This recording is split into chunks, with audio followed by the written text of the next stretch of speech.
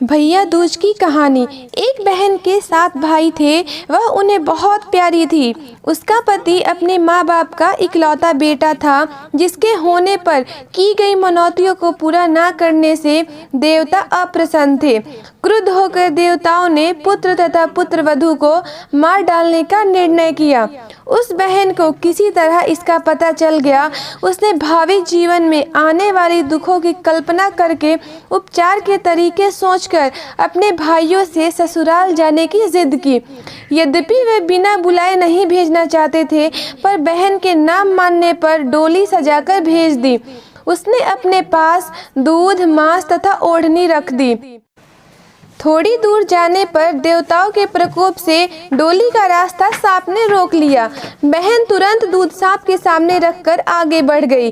थोड़ी दूर और आगे जाने पर उस पर शेर झपटा तो उसने मांस फेंक दिया। शेर मांस में रुचि लेने लगा और कहार डोली लेकर आगे बढ़ गए। रास्ते में यमुना जी थी। ज्यों ही कहार डोली को यमुना से पार करने लगे, यमुना ऊंची लहरें उठाकर डोली को आत्मसात करने लगी। बहन ने ओढ़नी समर्पित कर यमुना की लहरों को शांत कर दिया। नववधू को बिना बुलाए घर पधारी पाकर ससुराल वाले आश्चर्य में पड़ गए। बहन ने आदेश दिया कि उसके गृह प्रवेश के लिए घर के पिछवाड़े फूलों का दरवाज़ा बनवाया जाए। दरवाज़ा बना। ज्यों ही वह पार करने लगी, द्वार उस पर गिर पड़ा। फूलों का द्वार होने के कारण चोट न आ पाई। घर में प्रवेश करके उसने सबसे पहले स्वयं खाना खाने का हठ किया। खाना खाने लगी तो खाने में सुच्चा कांटा मिला, जिसको उसने डिबिया में सहेज लिया। शाम को घूमने का समय आया तो सबसे पहले उसने ही जूता पहना।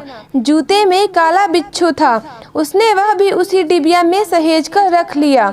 रात हुई तो उसने फिर जिद की कि सबसे पहले मैं ही सोऊंगी।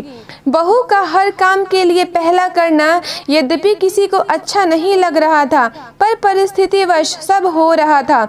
सोने के कमरे में उसे काला नाग मिला। उसने उसे भी मारकर सहेज लिया, फिर पति को शैया पर सुलाया। इतना सब करने के पश्चात उसने अपनी सास को डिबिया खोलकर सुच्चा कांटा, बिच्छू तथा सांप दिखाकर कहा, मैंने आपको पुत्रवती किया है, अर्थात स्वयं कष्ट सहकर आपके पुत्र के जीवन की रक्षा करके अपने सुहाग को नया जीवन दिया है। यह सब कष्ट देवताओं के रुष्ट हो जाने के कारण उठाने पड़े हैं। भविष्य में कभी मनौती मानकर पूरा करना ना भूलना।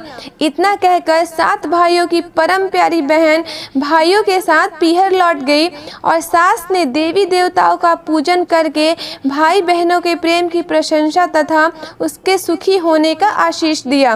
दोस्तों, अगर आपको ये कहानी पसंद आई हो तो आप इस वीडियो को लाइक, शेयर करना और चैनल को सब्सक्राइब करना ना भूलें।